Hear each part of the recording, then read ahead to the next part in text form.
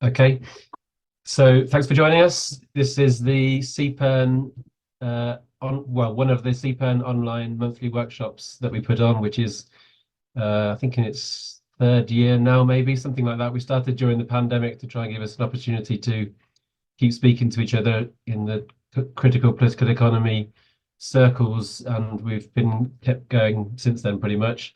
We're very pleased to the fact that we have kept going, and it gives us a good opportunity to meet on a monthly basis and share new research, discuss new publications that are coming out.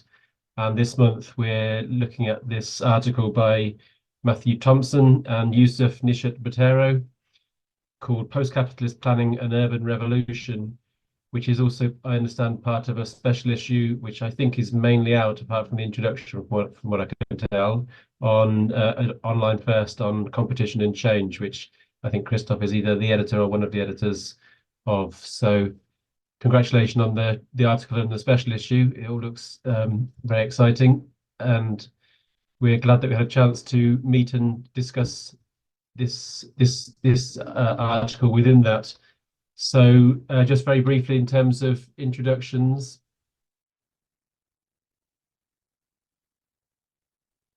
we have the two authors of the paper we're discussing: Matthew Thompson, lecturer in urban studies at the Bartlett School of Planning at UCL in London, and I said Yousaf Nishat-Botero, PhD fellow at Bayes Business School at City University.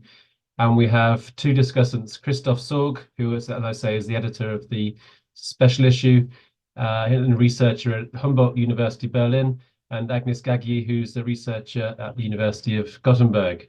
So thanks to you all for speaking. We look forward to the discussion. We have a standard format where we'll have an introduction to the paper and the key themes from the authors, and then the two discussants, and then it's pretty much open discussion for any of the themes that we want to pick up on that come from the initial presentations. So over to you, whoever's going first of the two authors. Yeah, I have some slides to share. I don't know if I can do that at the moment. Let me look for okay, great.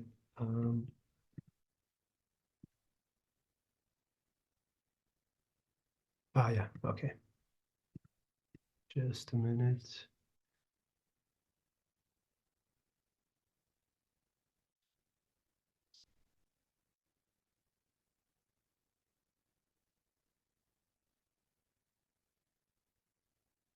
Oh, sorry. Why do I keep? Oh, okay, found them. Yeah.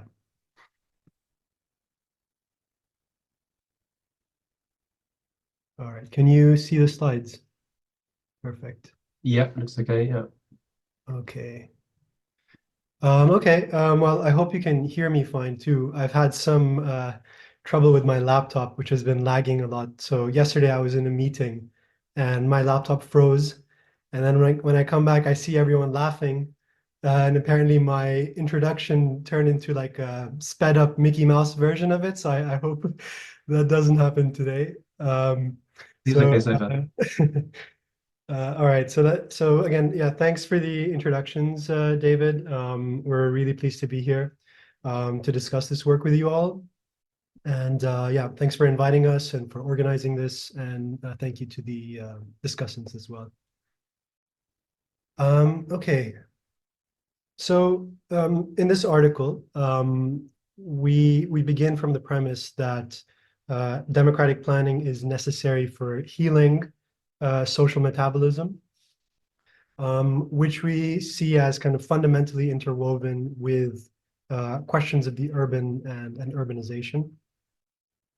And that despite limitations, we argue that concrete examples of municipalist praxis can contribute to reimagining and reframing economic planning by identifying some of the elements of post-capitalist planning and the spaces through which such a planning might emerge.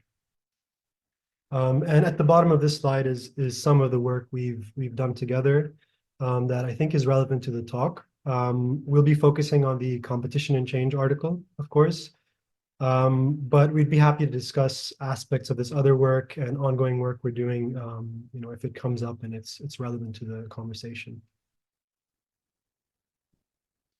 Okay, in Robin Hanel's recent book in economic planning, he presents this kind of periodization of the history of planning in the opening pages of the book. And I think it's helpful to kind of map the literature and situate our work within it. So the first planning debate is the original planning debate, also known as the calculation debate, between people like Hayek, von Mises, Neurath, Lang, and others.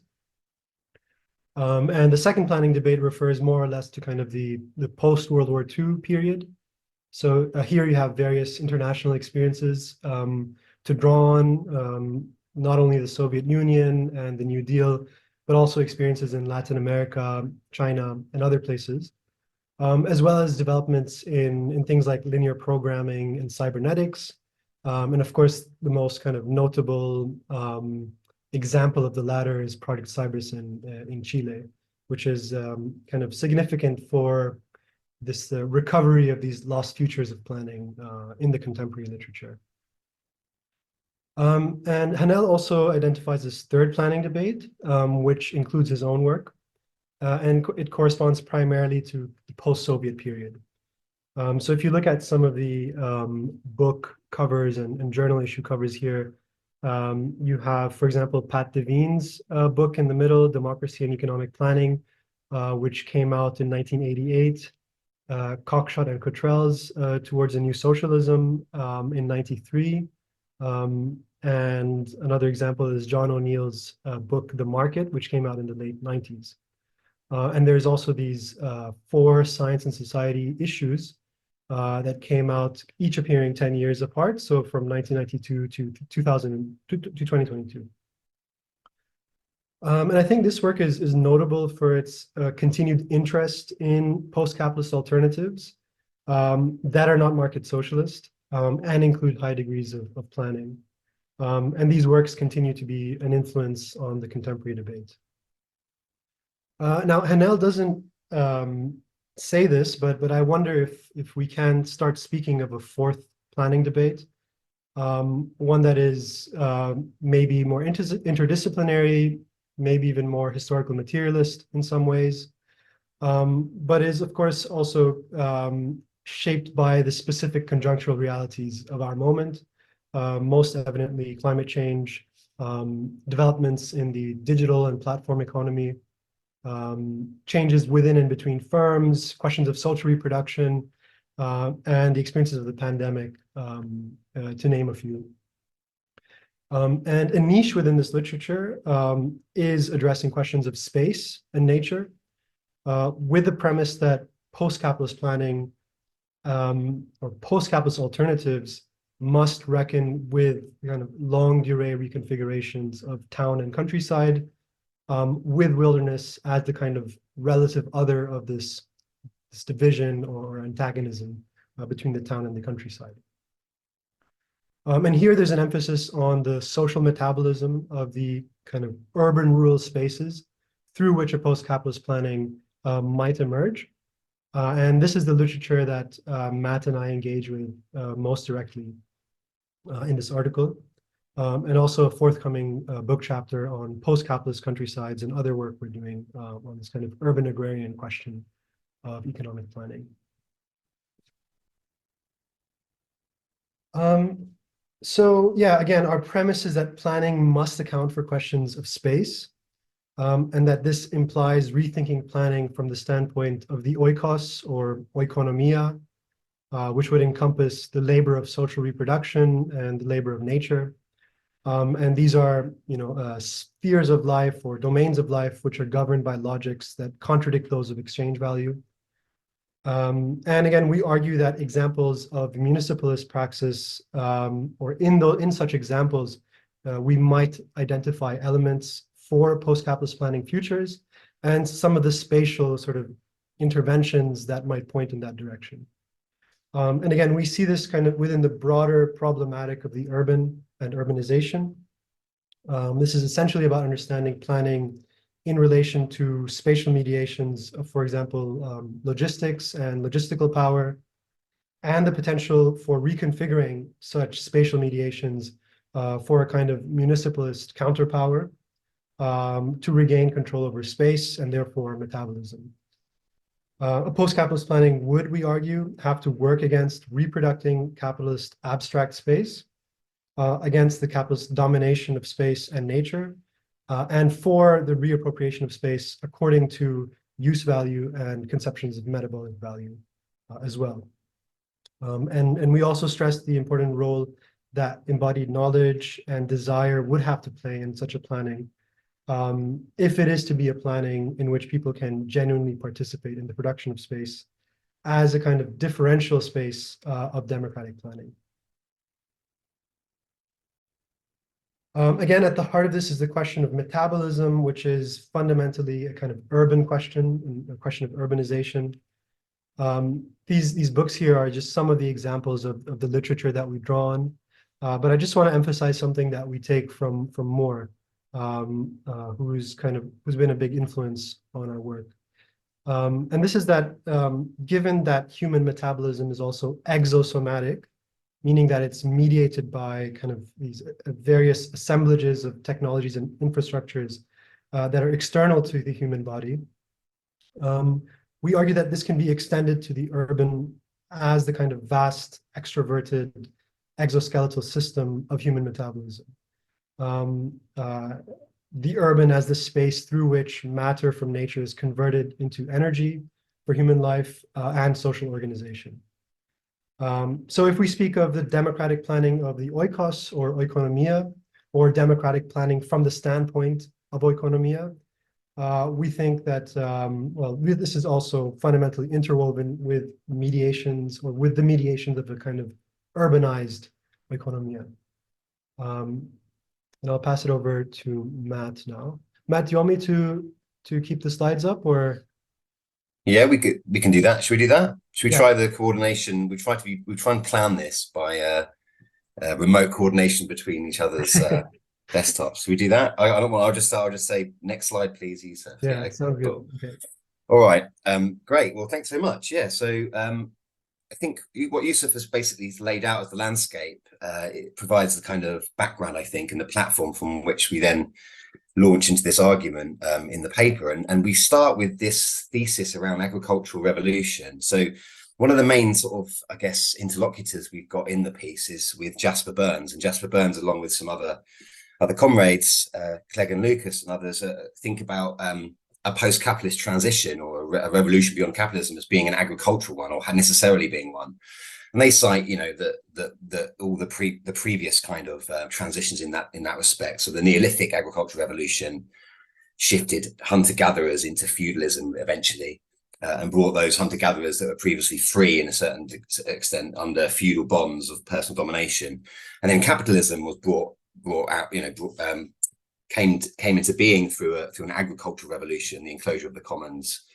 And sort of inaugurated a different kind of domination, the mute compulsion of the market, as Mao has recently described it, riffing on Marx. So they argue that a post-capitalist revolution will necessarily be agricultural, and I think that speaks quite interestingly to this aspect of metabolism that we've foregrounded here. So food is really fundamental. In the belly of the revolution, Jasper Burns suggests that the only way to break capitalism and its kind of planetary logistical grid, the logistical grid that now encompasses the earth and integrates us all into this system quite tightly. The only way to break with that is to effectively shift into a different kind of agrarian form of metabolism. Next slide, please, Yousaf. And I think what we're suggesting, I think, from this is that it goes quite far, but not perhaps far enough in thinking through those kinds of mediations and metabolisms in the way that humans manage to get energy from nature, matter from nature converted into energy. But before we go into where we sort of think that's important in terms of the urban form of capital, I think it's quite important to note this debate as well. So the reconfiguration thesis, another thing that Jasper Burns has really sort of pushed recently, the idea that, and he's a kind of antagonist with Alberto Toscano in terms of this sort of debate over whether logistics in particular, so the planetary supply chains and logistical infrastructures, now mediated through data centers and AI and the rest of it, technological infrastructure that enables production and consumption and distribution through exchange for capitalism to actually operate. That system is effectively unreconfigurable. We can't change it or adapt it, take hold of it in the way that perhaps Burns accuses revolutionary Marxists and eco-modernists of thinking they can do this, right?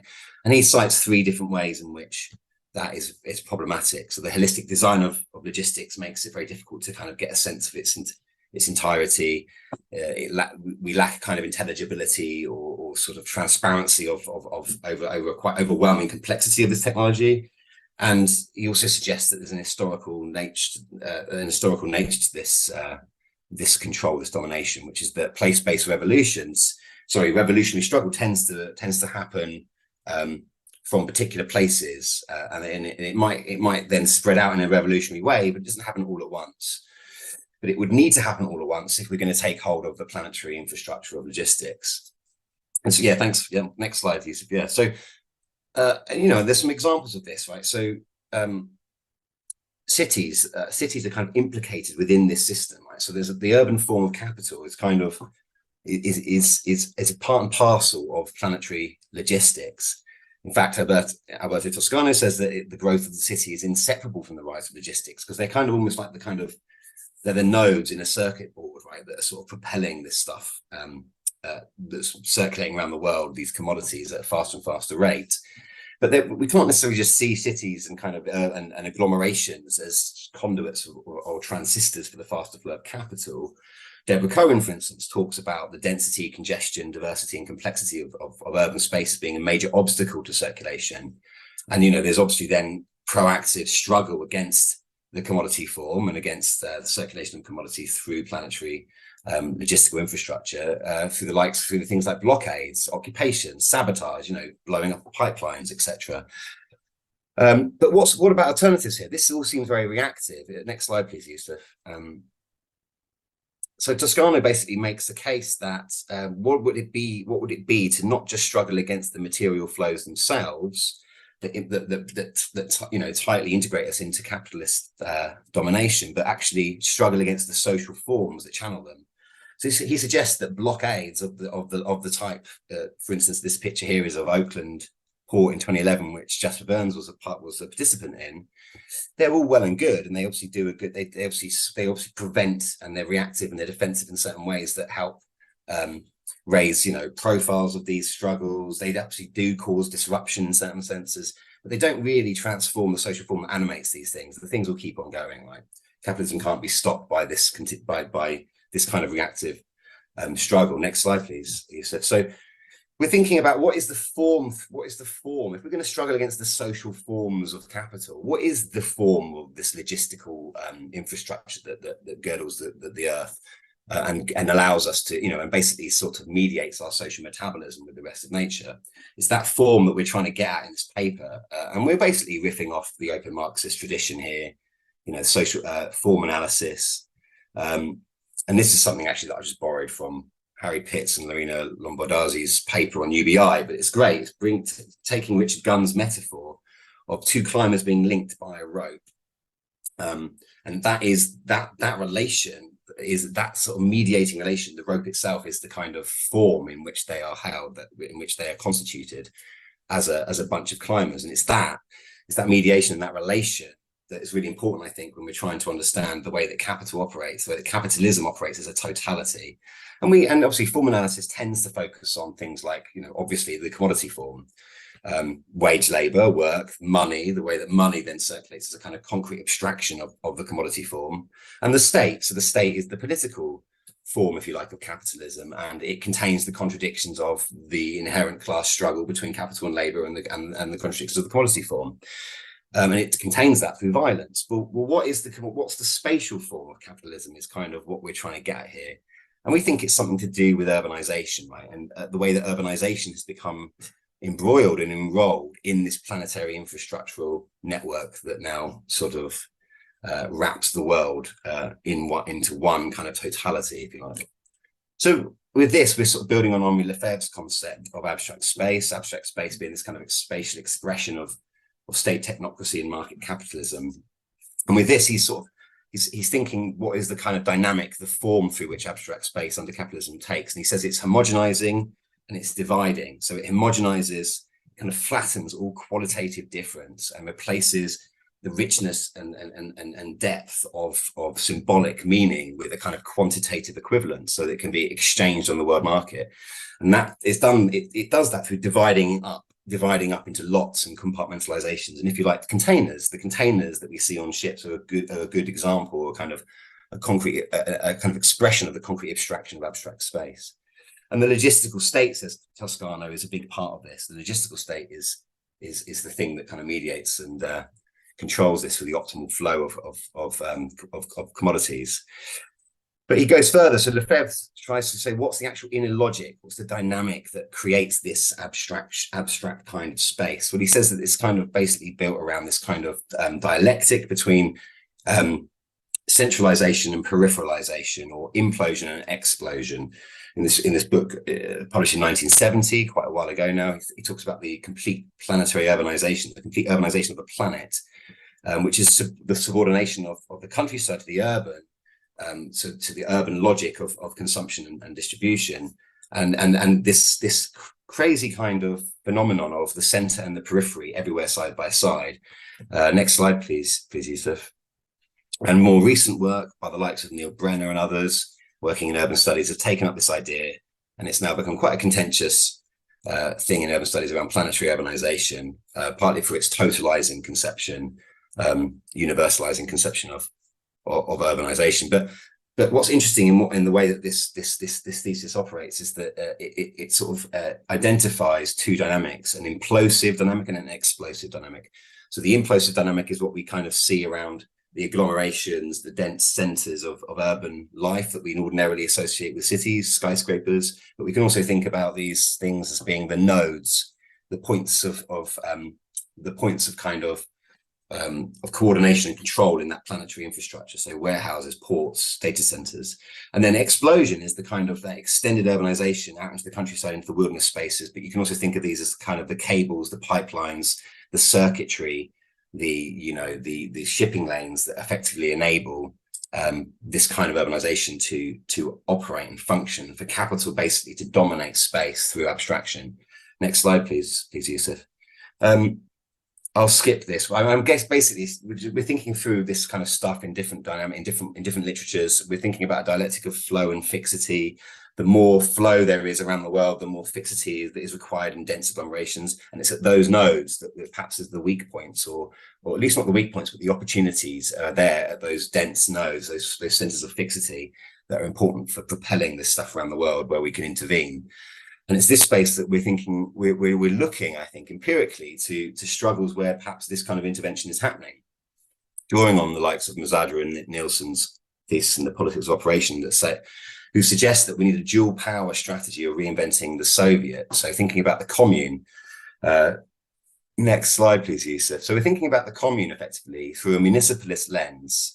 So municipalism is a kind of movement that's effectively reinventing this idea of the commune, going back to the Paris Commune of 1871, thinking about Soviets, different kinds of reinventions of assemblies and communes throughout European history in particular. And this dual power idea of basically creating a confederation of communes or assemblies, co-ops, basically the commons at a kind of prefigurative kind of level in the shell of the old, while at the same time taking hold of existing institutions of the state to kind of support that through kind of insurgent occupations of bureaucracies. And in this, there's obviously a big part of this is about everyday life and thinking about, and this goes back to Justin Verne's ideas around the agricultural revolution, that food is really important, that provisioning is really important for thinking about a revolution, and not least because it's tangible, because we break bread with each other, right? And in lots of municipalist and adjacent kind of struggles over history, we see the emergence of these quite a lot: houses of the people, kind of hubs, community sort of hubs, I guess we call them now, which is a kind of weird sort of deterioration of language, but these are kind of like what Mike Davis called authentic proletarian cathedrals of 19th century working class culture. There was spaces of popular encounter and as well as coordination and political education, and it's those sort of spaces that might be very interesting, I think, in terms of thinking about how we where we look for examples, potential examples of some kind of struggle against this totality of planetary urbanization.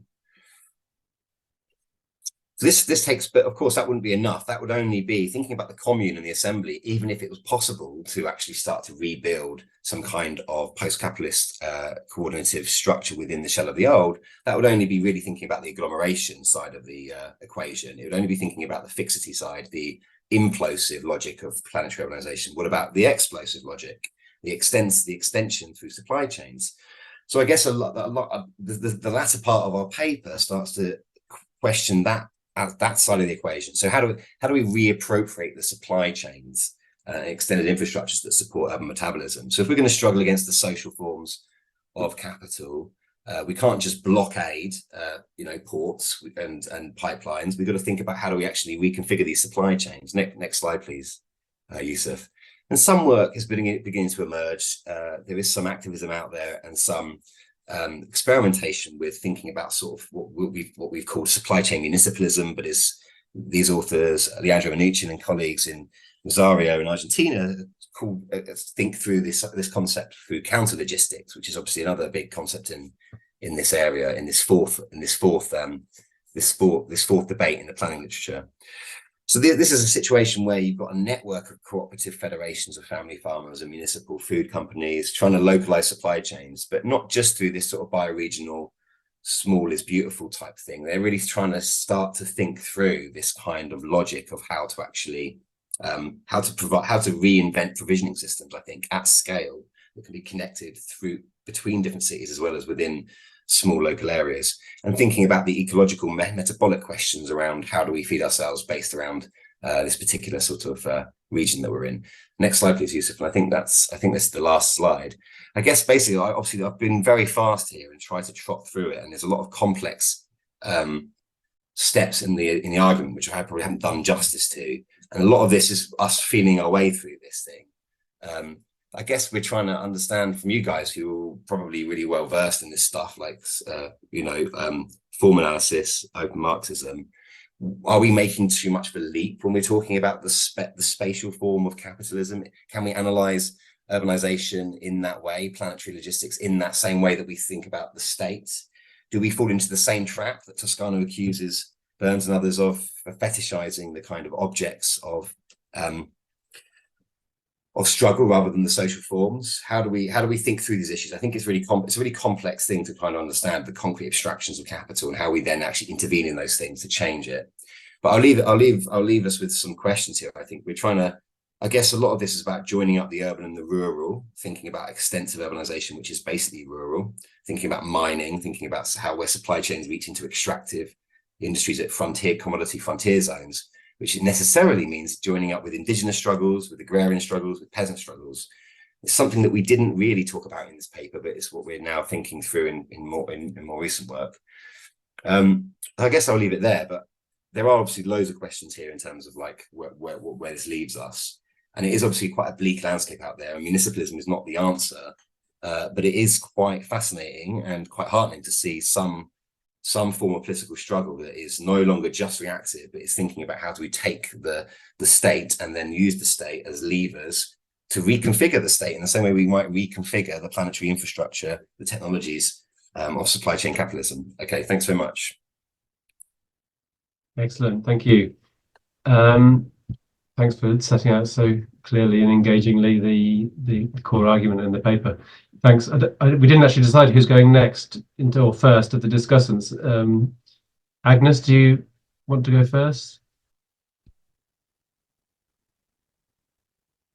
Yeah, sure.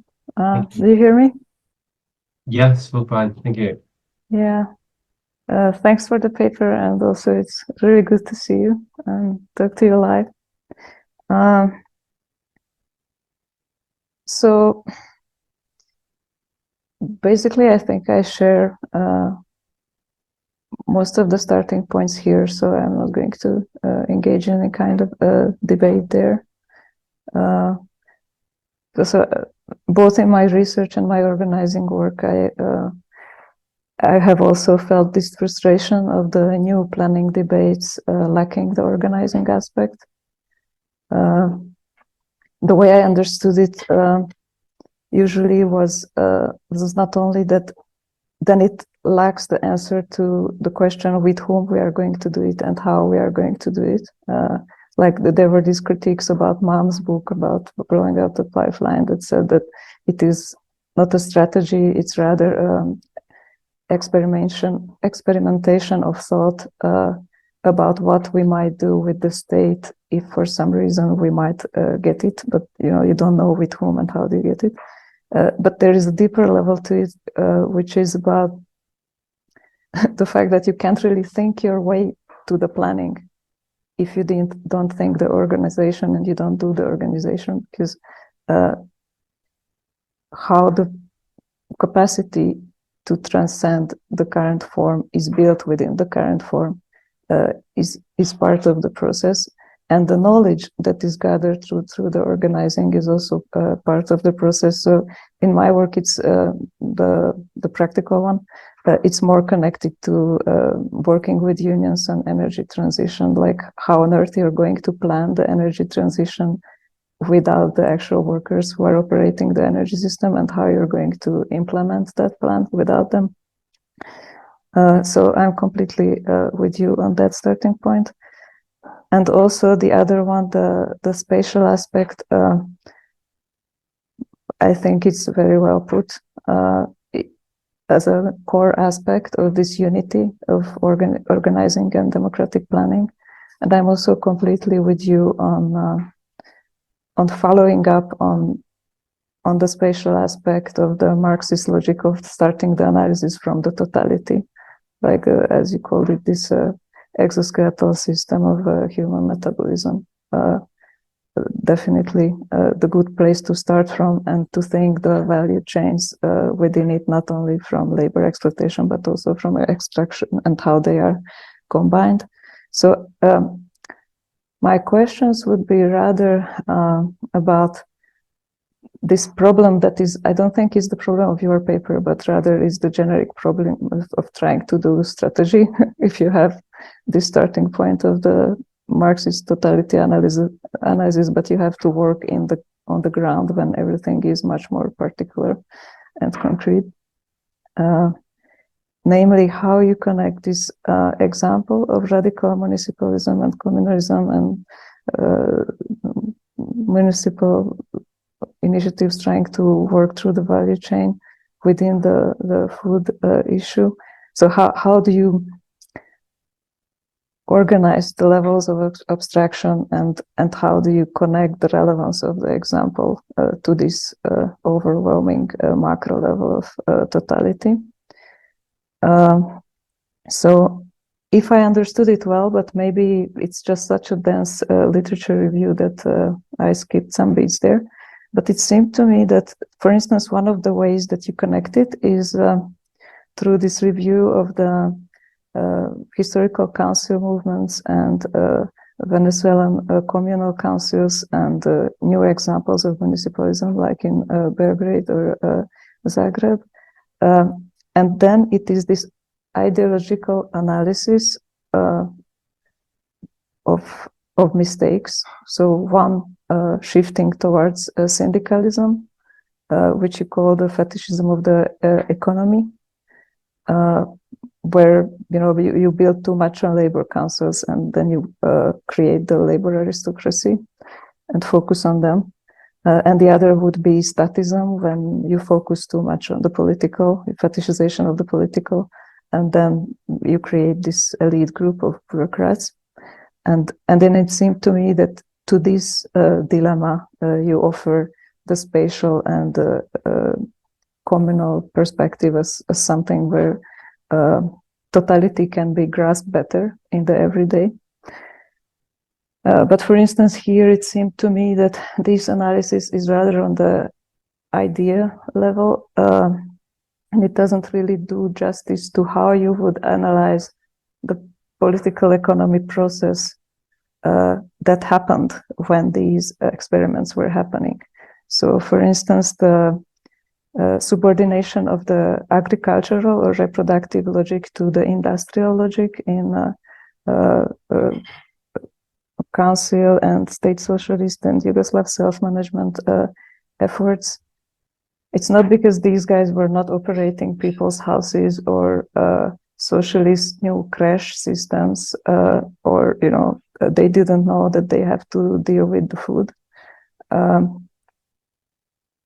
But it's rather because, I mean, ultimately in the political economy analysis, it is because these efforts as economic units, they are embedded in the broader economy, and there is the value hierarchy pressure which prioritizes industry, because level of technology is going to define the balance of trade, and it is this external, ultimately capitalist value logic that forces the superiority of industry and import substitution industrialization on these systems, even though ideologically they knew that they wanted to go against it. And the same in the statism story. I think it gives you another analysis if you look at it from the same perspective. Like if you are governing a state as a national economy, and that national economy is still embedded in the external capitalist trade, then you have to sustain it. So you are in this conflicting situation that you try to encourage the alternatives, and meanwhile you have to implement the priorities of the external integration. And even in the case of very ideologically explicit left government, like in the case of Chavez, this is going to appear as a conflict between the local alternatives that are trying to embody the alternative logic, and the state who is at the same time is trying to encourage them, and at the same time is doing something completely different that goes against them, like the extraction-based, export-based economy and redistribution that Chavez was doing. So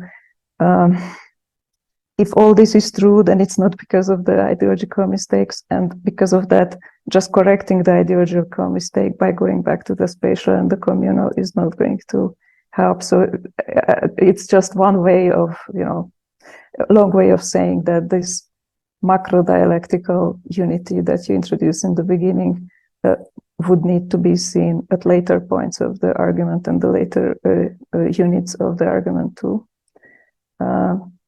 And I guess the same could be said about the radical municipalist plus democratic planning idea at several points. And I just don't want to spend more time with this for too long. But of course, one of the problems here is that there is one limited system in a limited sector. And then there is the question of scale and volume, like how this would connect to this, what they call on the macro level, the evolved or even terminal crisis of profitability that is married to the other aspect of stagnant surplus population.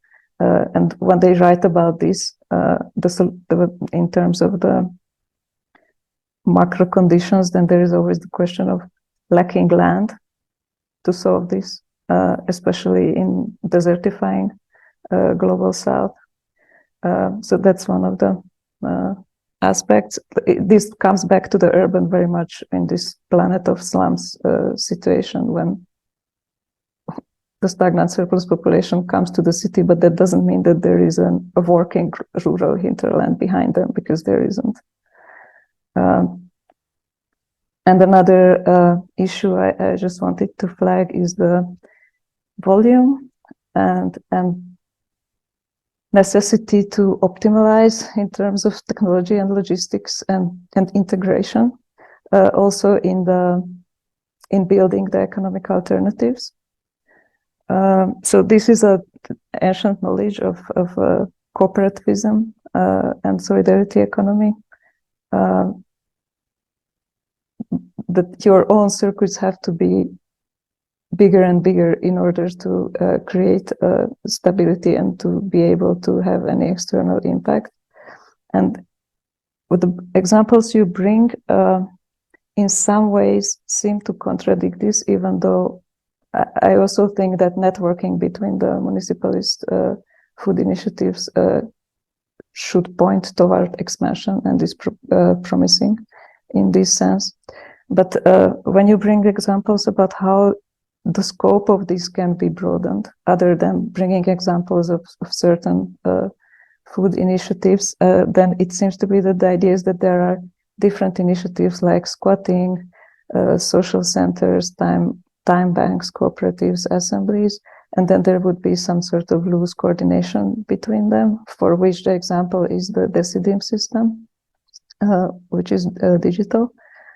And these examples are typically small ones and typically the type that cannot sustain themselves, that basically function as exceptions in our existing conditions, that have some extraordinary resources from somewhere, and they cannot be scaled to conditions that don't have those exceptional resources. And I think what I'm talking about now has very much to do with how Matt, in his earlier piece, described the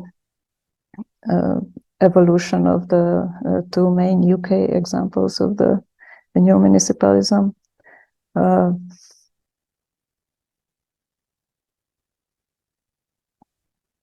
Okay, I guess I will just stop because I've been talking for too long.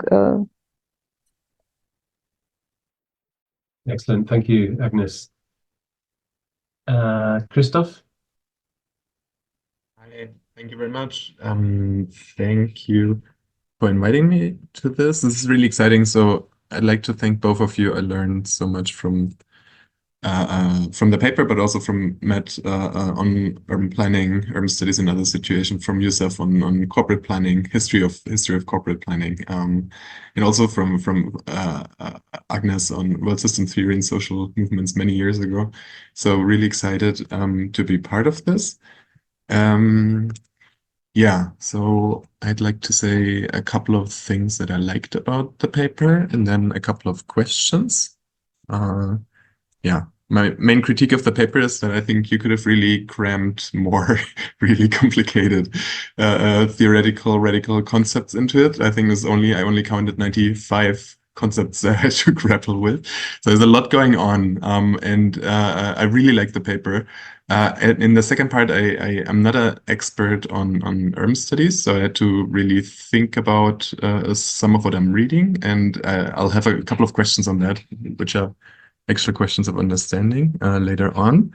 I really appreciated that you approached this from a perspective that's really that departs from social and ecological reproduction, which is something that I think was really missing a couple of years ago. Social reproduction still missing, ecological reproduction slowly starting to be more dominant, a more important topic that people talk about in the planning debate. I agree that I think we can speak of a fourth planning debate. I think what's really some of the debate is really just rediscovering lost knowledge, but there's also a lot of what you kind of mentioned, the debates on logistics, on infrastructure, especially technology, specifically digitalization, and then on the other end, climate change. I think those are the two distinctive features for me of this debate, which are also interrelated, right? So technology, ecology. I was really excited to see an urban studies perspective. When I started to work on this, I often stumbled across urban planning, and I was really excited to see that this is one of the fields that still talks about planning and doesn't talk about urban governance or something immediate that doesn't somehow have this really dirty word planning. But I've never seen a proper kind of merging of bringing the two fields into conversation. I have a question on. So when I read the paper, I stumbled across this quote of the common thread through all the overlooked aspects is urban everyday life. So the overlooked aspects that you mentioned are abstract space, which I totally agree with, complete gap in the planning debate. Second is embodied knowledge, also sort of agree. I think especially the central planners really don't talk about it. Some people do, but it's definitely a gap. And the third is this actually existing experiments, which is also a total gap. I agree with Agnes that planning debate really doesn't have a good perspective on transformation, which is something that we really need. But my question is, the common thread of this is urban everyday life. This is something that I didn't hear from you in the presentation, but I kind of felt a bit of a vibe in the paper. Is there something particular about the urban experience, or is it about the urban-rural relationship and the kind of divergence between the urban and the rural? Is there something particular about the urban that makes it a really like the pivotal place for transformation or a place of particular experiences? This is an actual question and a kind of suggested question. But then related to this, I'd be curious if we can concretely learn from the urban experiments, the new municipalism, not only in terms of kind of transformative struggles, but also about actually conducting planning. So some of the main concepts from planning, can we learn about tacit knowledge? Is there a particular way that these new municipalist experiments, do they somehow really integrate tacit knowledge in a particular form of bringing different knowledges together? Is there a particular way of dealing with central, local kind of relations? Multi-stakeholder deliberation is something that we can definitely learn from, probably, but it's one of the important topics. How is the experience from the new municipalist experiments of bringing different kind of interest groups together and having them deliberating on planning? Yeah, those kind of questions is what I'd be really curious about. I'm not sure that you can give answers to that, but maybe you can, and if you can't, maybe that's an important avenue. That's an interesting avenue. For me, the spatial also is about, because you mentioned that the spatial is really missing. I wonder if there's a thing to be said about cooperative relations, because I think that's also really missing, because all the planning models are kind of this assuming a political territory that's under social control, and then constructing ways in which we can govern this collectively without a hierarchy and without using market forces. But then sometimes they stumble across, well, maybe there's other territories, but how do we relate to them? Do we just trade with them? Sometimes they subtly devise some concepts, but there's really, I think, really important. For one of the reasons that you mentioned in the paper, which is that if we have experiments with democratic planning at a larger scale, we're not going to have them everywhere at the same time. So this old question of democratic planning in what country, what would this mean? But also just generally, if there was a systemic break, how do they relate to each other? It's something that I think is totally missing. I wonder if you have ideas on that. You don't have to. This is going really far, I think, but I wanted to mention this. Yes. About appropriating technological infrastructure, I think that's a really important topic. I was curious, the way I understood, you end up on the Toscano perspective and not on the Burns perspective on this, but I didn't 100% understand the bit. I'd be curious if you could verify that, what your thoughts are on this. I'm not an expert, but hearing about it a lot, so I tend to think, for me, I don't understand the Burns argument that much, because I really think it really depends on infrastructure and technology, and some are easier to be appropriated and some really aren't. So, and some we don't want to appropriate. We don't want to appropriate fossil fuel technology. It just needs to be gone. But like other stuff we really need to do. In the German debate, there's a left liberal green economist who's always kind of liberal pro-capitalist, but kind of Keynesian economist, who recently came around and advocated for a planned economy based on climate change. And one of the arguments she makes is kind of related to that, is that technologies, and I think that is confirmed by economics of innovation, technologies take a really long time until they are kind of ready to be applied. So what the technologies we have right now is the technologies we kind of have as a repertoire for climate change. So we're not going to have this magical new technology that the eco-modernists are hoping for. So, but then what does this mean? So we either get rid of some of the technologies or we can appropriate them for a different purpose. And so this becomes a really important question. I think the only case where I looked a bit into it a little bit is the green kind of the new data spaces for circular economy that the European Union wants to create.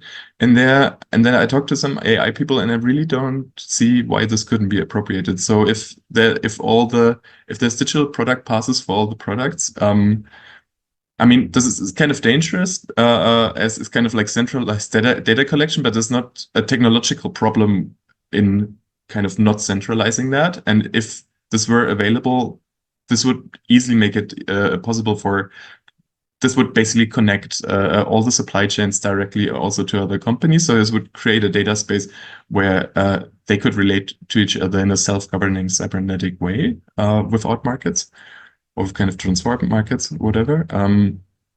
But this is kind of technology that I think I don't see why this couldn't be transformed. Yeah. I don't know. Do we have time? I have a couple more thoughts, but if We've been quite a lot. We're a bit over time already, but if you want, Okay. if you want to, then do or maybe just 2 sentences. I think I really like that you stress that everyday experiences of struggle and so on are really important for transforming subjectivities. At least it's how I understood part of the paper. I wonder, so part of the way the planning apparatuses, the contemporary ones that are still there, came about was the experience of wartime planning, of realizing, oh, you can actually do that. I mean, it was done a very authoritarian and centralized way, but the experience of we could actually have full employment if we wanted to, which leads me to believe that also the experience of planning, even if it's done in a kind of on a state level, can also be an experience of we can actually do that. You can actually take some things from markets and decide them in a different way. I'll leave the final one. Said so much. Yeah, thank you very much. I really like the paper. Excellent, thank you. There's a lot there then to discuss. I don't know how you're going to manage to respond to them all, but I think before we do that, we'll perhaps just open it up to anybody who's got any comments or suggestions or questions or any themes that they want to pick up that's in the audience. If it is an audience, that's what we call it.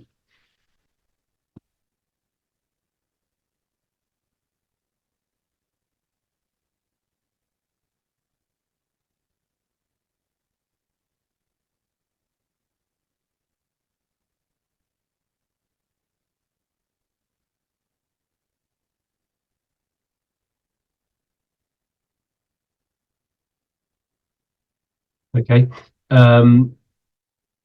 Actually, I had a couple of questions, but that might be just be adding to the list of questions that you're going to struggle to have any chance to respond to, given the fact that you've got already quite a lot to go for. But I mean, I just, I suppose one question I was interested in, just on this idea of the openness mediation of capitalist relations. I wasn't quite sure why you chose urban. You know, you describe it as like an urban rural complex or configuration that constitutes capitalism. But then I didn't quite get how we got to the urban part of that duality as the mediating concept or form, because I would have thought it's both urban and rural is mediating the contradictions that we're talking about. And then I also wondered what the contradictions are. I mean, my understanding is the idea of using the notion of mediation is that mediation isn't mediating a contradiction between something. So for example, money is mediating the distinction between production and exchange and how that works out. But I didn't quite get what urban is mediating, or why urban in particular, rather than a kind of urban-rural relationship as the mediation. So I wondered how we got to that, and whether you could perhaps just expand a bit on that, perhaps. just one other thing, perhaps. I was on your on the kind of dual power part of the argument, where we sort of, it seems to be that you're saying we need to create alternatives and we need to attack the powerful at the same time in two different strands. And I wondered whether the aim is perhaps to find forms of social organization that do both at once, which is perhaps like the attractiveness of things like syndicalism, because through a syndicalist method, if you sort of go back to the wobblers, then the idea is that you're both attacking the boss and you're creating the new form of social organization at the same time by creating the trade union. So I wondered if whether that's possible to do both things at once, and whether we can think about that idea of an offensive strategy and organizing an alternative in one and the same social form of organization, whether that can be applied to urban struggles as well, or whether we need to see them separately. I did actually have a question for Agnes as well, leading on from her discussion, but maybe I'll come back to that if I get a chance. So, because there's quite a lot already, I think there. So, if anybody that's not spoken yet has had a time to formulate something that they want to say, then let us know. Otherwise, I'll perhaps just go back to the initial speakers in the order that we've spoken in so far, if that's all right. I think there's quite a lot to pick up on, probably more than we can manage in the 20 or 30 minutes that we've got left, but you can try. Do you want to have it, Yousaf? Yeah, Matt, I don't know if you had any specific questions you wanted to address before me. Any questions you were dying to answer? Yeah, I can pick up on the. I mean, there's a lot to get through. Is a bit of an understatement, isn't there? I mean, thanks so much for thanks so much for all of the questions and the comments and the engagement. It's brilliant to get this kind of sort of conversation going, I guess, because we were sort of like hitting out in the dark a little bit within. It is a bit of a review piece, and it does, in that way, it does kind of bring, like you said, there's too many concepts jostling around, and we're trying to like stitch things together that in a way which sort of brushes over some of the complexity and the depth that we really need to go into. I guess I'll start with David's question about the urban rural thing. So yeah, sorry, I wasn't very clear. I was rushing through it, but like Lefebvre's idea is that planetary urbanization subsumes the rural and the urban, and the rural and the urban are the kind of are the two poles of the contradiction, if you like. So the countryside becomes completely subordinated to a kind of logic which he calls the urban, but he basically just means commodity production that is dependent on agglomerations, the density of workers in a certain space, which people like, you know, now you got these gurus like Richard Florida talking about creativity and creative class and this stuff, innovation complexes, but that's the sort of like, so capitalism has changed. He says there's an urban revolution, that capitalism has changed with the falling rate of profit and these crises. And we see it now with secular stagnation. You get increasing secondary, David Harvey has talked about it, the secondary switching, the switching of capital into the secondary circuit of the built environment and infrastructure. It becomes a sink for overaccumulation. So urbanization becomes really more important in lots of different ways. But it's also what Agnes has brought up here, which I think is really important, and we need to work with this a bit more, is the surplus populations in cities, especially in the global south. There's a huge surplus population under capitalism, especially in the last 50 years, when Henri Lefebvre has been writing about urbanization being really important. And so what happens with cities become this kind of sink for surplus populations as well. What happens with those people, right? When Marx was writing, it was like you had the Industrial Revolution and workers streaming into factories from the countryside, and that was almost, that created the conditions for pushing capitalism in different directions. And the idea of cooperative labor that Mike Davis has written about a lot, you know, I guess what we're trying to get at here is saying that we need to look at this spatial form that capitalism is taking now, which is very much this urban thing. And it's not just urban, it's obviously dependent on the rural wilderness. And I think someone brought it up, I think Christoph brought it up, this core periphery relation.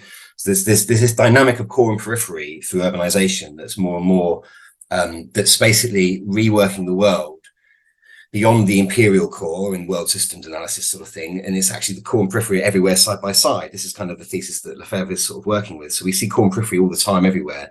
But I think thinking in terms of the way that cities are kind of like things come into cities to actually create this, to create the conditions for life. They're just so, it's so dependent on the countryside and on the wilderness, and the wilderness kind of get absorbed into this way of working, this way of living, this way of provisioning, which I think is this idea. I think this is the idea that planetary logistical systems are starting to stitch these things together in ways.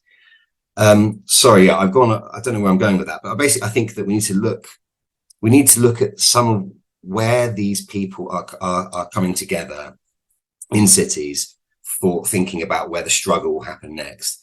At the same time as thinking about the extractive frontiers, the commodity frontiers. So people like Martin Arboleda, who's also been a big influence on some of the work we're doing, is thinking about this sort of immanence of struggle as well. And he's suggesting in that book, Planetary Mind, which is incredible, right? He's saying, well, we need to look at some of the indigenous communities that are being subsumed within the logic of capital at the extractive commodity frontiers in Chilean mines, but also the industrial workers that are being pulled into that process.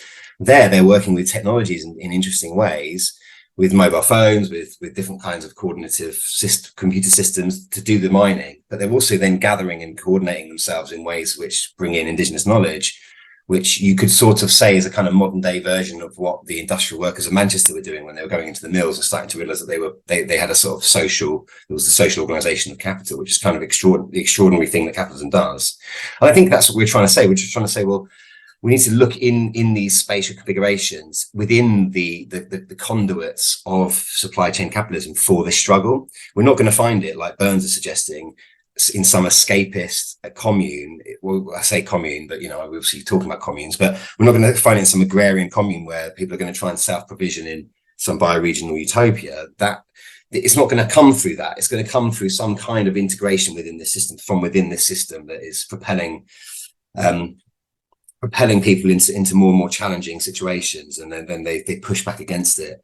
And I think just to bring in Christoph's, I think Christoph had a question about what is it? Is there anything about the urban that's particular, that's really the urban experience, urban everyday life? So to just I think that's something that we missed in the presentation. So fine, we thought about rural and urban together in contradiction, but there's also it's also worth sort of thinking with Lefebvre about the urban side of that equation, so that the centralizing force of urbanization, bringing people together into simultaneity, into encounter, into diverse experiences where people encounter strangers and one another in new and interesting ways, and they're forced into interaction through the division of labor, without celebrating too much about the this agglomerative innovation stuff that Richard Florida talks about. There is a sense in which there's creativity and solidarity and new forms of life that are enabled through that kind of agglomeration of people and ideas. And I think that's what we're riffing off that a little bit. And I think that's what municipalism also moves toward. It sort of tries to politicize this proximity of relations through assembly forms of working. So people coming into direct face-to-face contact, and also sort of sharing material interests in shared governance or shared infrastructural dependencies in urban centers. So you've got water systems or road networks or libraries or whatever that bring people into contact with each other in ways that have potential sort of seeds for some kind of coordinative capacity rooted in everyday life. If we can only tap into those subjectivities, as Christoph was saying. I don't know where I'm going with that now. I think the other thing that to emphasize is that that's only one side, but we also need to build solidarities along supply chains and think about proximity, not just about centrality and people coming together in urban centers, but also proximity with those that are our extractive frontiers. So the way that urban life operates is through this mechanism of just-in-time production through planetary supply chains, where minerals extracted in Chilean mines are linked very, very intimately with life here in London. And it's we've got to hack into that proximity, those relations, which seem opaque, and is obviously they're fetishized. There's a commodity fetishism to that. I guess this brings up the issue around tech fetishism and the debate about reconfiguration. And I'm not sure what side of it I sit on either, but I think my impression of what Burns is saying is he's not saying that the tech itself is completely unreconfigurable. He's saying that the way in which it's been configured spatially, globally, and designed to effectively suppress workers, exploit uneven development. So that center periphery dynamic of uneven development around the world is kind of enforced through these chains, these global value chains, and through the infrastructures and technologies that integrate everyone into this system, obviously with the value form behind it. And I think it's that kind of totalizing planetary system that is difficult to extract ourselves from and reconfigure. I agree. I think we can definitely reconfigure the internet. Otherwise, what the hell are we bothering with? We can reconfigure AI. We can reconfigure mobile phones. We can reconfigure communicative technologies. We have to. Otherwise, what the hell are we even bothering with? But something about the way that Burns is suggesting, which I still struggle with now, how do we escape this logistical grid? It is difficult. And I think and I'll finish on this. Agnes's questions are really provocative and I can't really answer them, but you're totally right. I mean, people, all this history of councilism, Yugoslav market socialism, Chavez, and so on, that we try and brush over, they always end up getting subsumed back into the logic of the value form, and they get dominated by the mute compulsion of the market, because they still need to trade, they still need to get stuff in to build things, and and they can't be completely autarkic or autonomous. And I suppose I don't have a good answer to that. The only answer I have is a glib kind of, we need to build solidarity along supply chains, build interconnections, municipalist, translocal connections between cities that are doing stuff. Maybe try and bring in the technology side of this to actually, I think that's the real clincher. How do we then reappropriate the technology to bring these things together to create cooperative supply chains that are outside of monetary systems? And it's a real hard task. It's difficult. Otherwise, we end up falling back into the same logic that Burns is effectively suggesting at the beginning. It's a really difficult logic to escape from, that we need to basically just run away from the logistical grid and start again. Otherwise, we'll always get trapped back in it. And I think that's a really hard argument to especially with the history of these things constantly failing in the face of capital. Anyway, I'll leave it there. Thanks so much for those questions.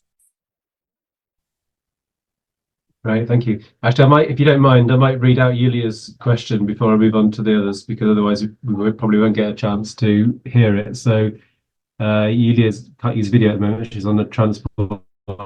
So she says, do you think that the new international economic order / Bridgetown agenda presents a path through which extractivism in its total meaning can begin to be challenged so as to facilitate localized emancipatory initiatives? Urban core is a great space where the challenge can concentrate, in my view, as well over 70% of the world population and consumption and extraction drive sits in the cities. So if you want to address that at all in any of the responses that you might want to give.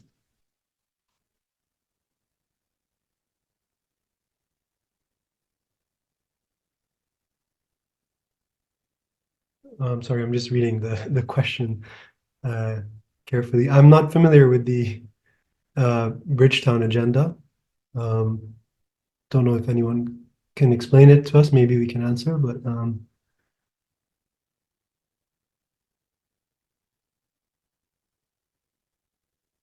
can come back to it maybe. I don't know.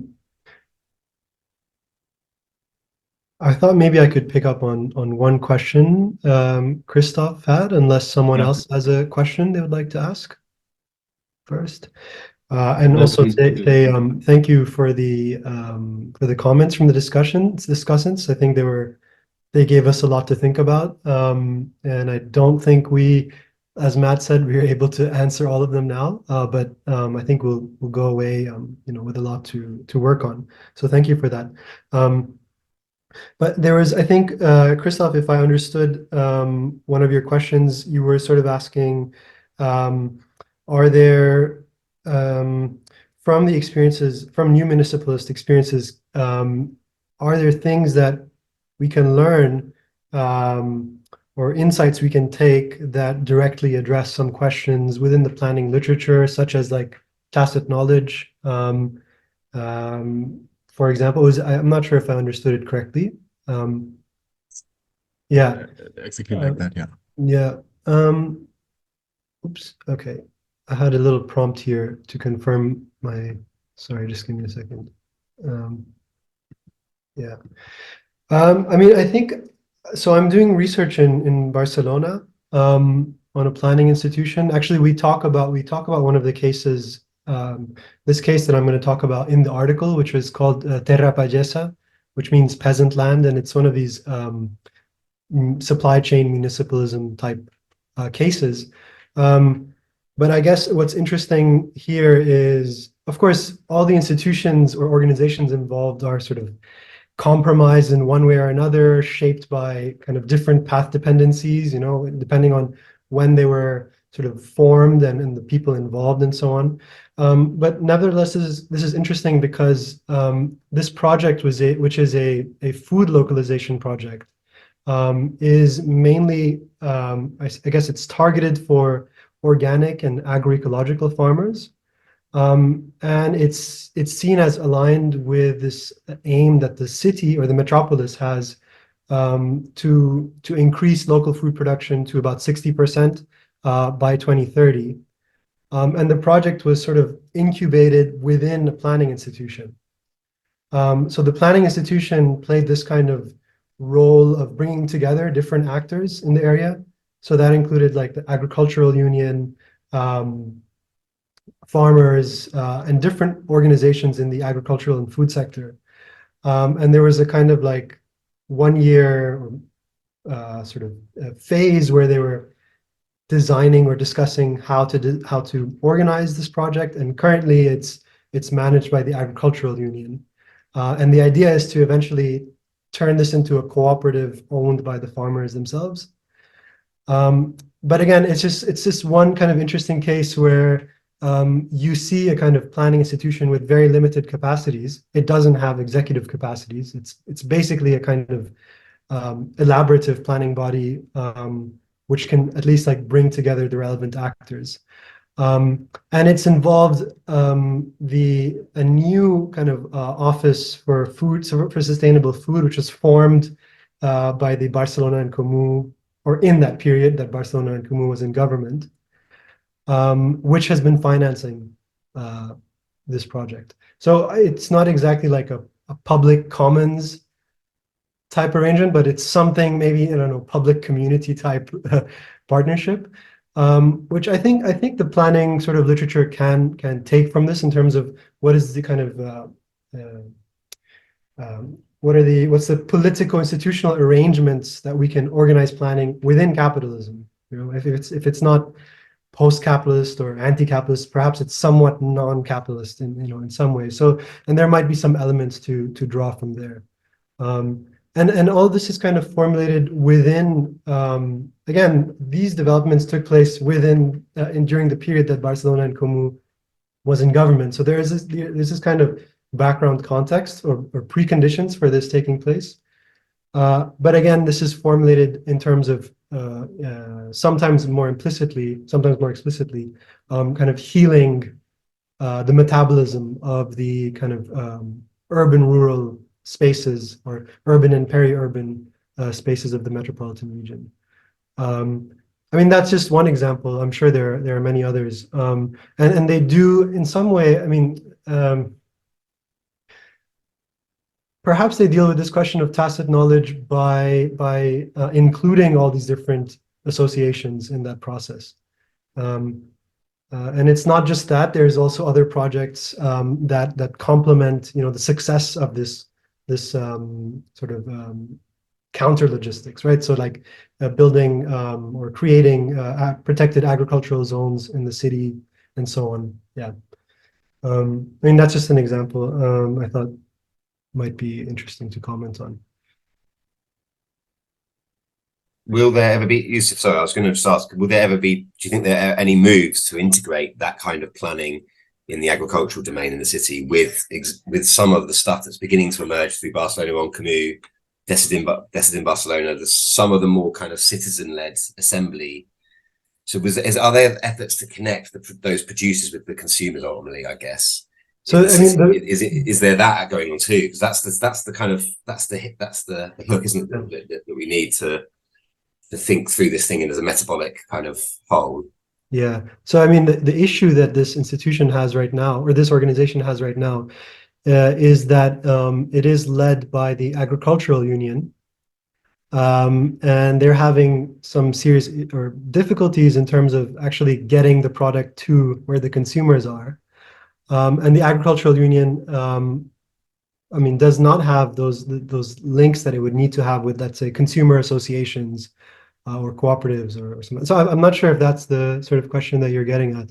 But definitely there's a case where they have to incorporate other actors as well, and not just the union, because the other problem there is that the union represents the farmers and not the agricultural workers, right? So I mean, it's very limited in many ways, but it does include some interesting insight, I mean, elements that we can take from. Yeah. Thank you. Do either of the discussants want to come back on any of these points?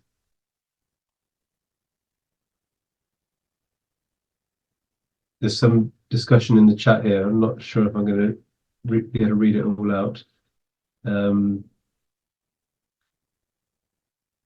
But maybe if I just summarize. So Yulia is talking about the Bridgetown Agenda 2. Is that what I think that's what BA stands for, which lists among 6 actions the creation of an international trade system that supports global. It's essentially talking about how to enable finance and trade to work together towards a just transition, which is actually kind of what we were talking about in our last month's workshop, somewhat. To the international trade system that supports global green and just transformations through resilient supply chains that benefit countries that possess raw materials, with further elaboration in the Paris Pact signed by heads of state to promote technology transfer, as well as a focus on local economic value added and transformation.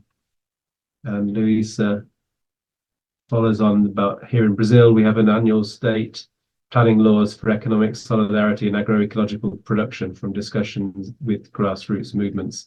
So I suppose both of these suggestions are talking ways in which alternatives and experiments can link into more macro institutional forms, either finance or management of trade or the role of the state.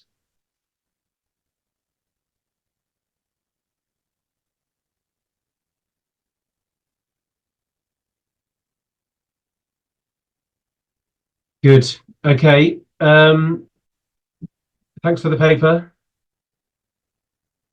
Thanks for the discussion. There's a lot there for us to try to grapple with. I don't know if you want to have a final word before we sign off.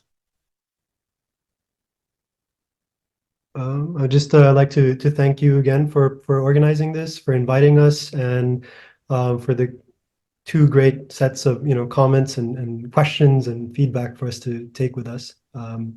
So thank you very much. It was really nice to discuss this with you. Yeah, thanks to you. Thanks for also, just helping us to shift the focus in terms of this, thinking about how the urban can be used as a way for us to explore the contradictions within capitalism and then the alternatives within capitalism as well. I think that's really important contribution. Thanks to the speakers and the discussants, and also we look forward to seeing the other papers when the special issue is out online in Competition and Change online first, apart from the introduction. So I guess once that's out, then the whole thing will come together in an issue in Competition and Change soon, I guess. Does that sound right? Yeah, all the papers are out. It's just that the introduction is missing, but they're all online. Most of them open access. Highly encourage you reading them. Yeah. Thank you. Thanks everyone. So we'll put the recording up on the CPERN website as well, and I'll circulate. I'll try and do that tonight actually, and I'll circulate the last 2 or 3 workshop sessions that we've had, so that people have got something to watch over the Easter holiday when there's nothing else to do. Thanks for organizing this, David, and to Bernd. Not at all. Thanks to Bernd. He actually organised it, but he couldn't make it today. Thanks a lot. Everyone. See you soon. Bye bye. Thank you. Bye. Thanks.